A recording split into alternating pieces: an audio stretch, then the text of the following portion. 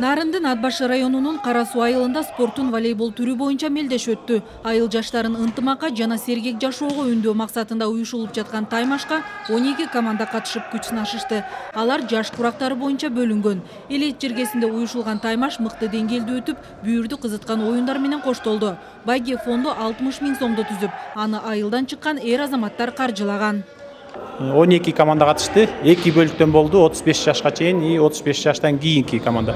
Байге фондусу 60 000 сом болду. Бул жыл 82-жылкы байкелерибизден башталган. Кудайым буйрса, мындан кийин дагы ушундай ынтымак оюну боло берет деп ишенебиз. 84 балдары дагы ошо өзүнөн кийин келаткан муундарга үлгү кылып, спорт жагына тартып, балдар азыр ушу спорт жагына балдар көп болуп атат. Үлгү кылып биз деле ошо утулсак дагы оюн көргөзүп, аракет кылып ойноп атабыз. Ошо бизди көрүп дагы балдар дагы ойной берсин деп.